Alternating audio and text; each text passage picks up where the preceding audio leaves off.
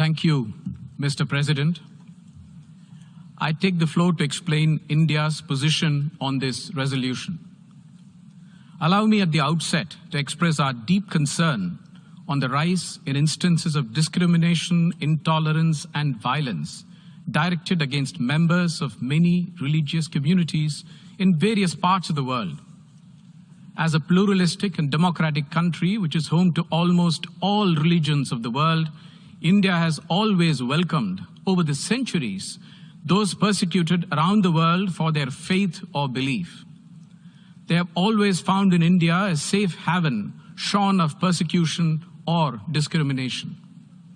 This is true whether they were Zoroastrians or Buddhists or Jews or people of any other faith. Therefore, it is a deep concern that we have viewed the growing manifestation of intolerance, discrimination, or violence against followers of religions, including rise in sectarian violence in some countries. Let me also state that we condemn all acts motivated by anti-Semitism, Christianophobia, or Islamophobia. However, such phobias are not restricted to Abrahamic religions only. In fact, there is clear evidence that over decades, such religiophobias have in fact affected the followers of non-Abrahamic religions as well. This have contributed to the emergence of contemporary forms of religiophobia, especially anti-Hindu, anti-Buddhist, and anti-Sikh phobias.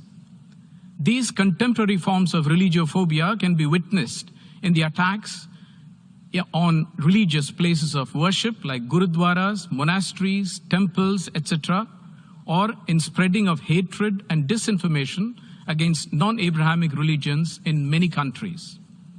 Examples abound: the destruction of the Bamiyan Buddhas, violation of Gurudwara premises, massacre of Sikh pilgrims in Gurudwara, attack on temples, glorification of breaking of idols in temples, etc., contribute to the rise of contemporary forms of religiophobia against non-Abrahamic religions. Mr. President, Hinduism has more than 1.2 billion followers, Buddhism more than 535 million, and Sikhism more than 30 million spread out around the world. It is time that we acknowledge the prevalence of religiophobia rather than single out just one. It is in this context that we are concerned about elevating the phobia against one religion to the level of an international day, to the exclusion of all the others. Celebration of a religion is one thing, but to commemorate the combating of hatred against one religion is quite another. In fact, this resolution may well end up downplaying the seriousness of phobias against all other religions. Let us not forget that in 2019, we had already proclaimed August 22nd as the International Day commemorating the victims of acts of violence based on religion or belief, which is fully inclusive in nature.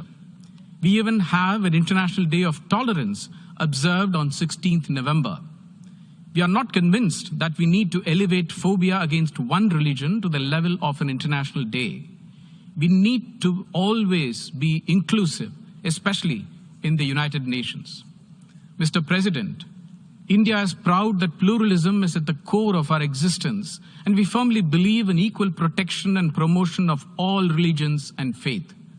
It is therefore unfortunate that the word pluralism finds no mention in the resolution, and the sponsors have not found it fit to take on board our amendments to include the word pluralism in the text for reasons best known to them. We hope that the resolution adopted today does not set a precedent which will lead to multiple resolutions on phobias based on selective religions and divide the United Nations into religious camps. It is important that the United Nations remains above such religious matters which may seek to divide us rather than bring us together on one platform of peace and harmony and treat the world as one family. I thank you.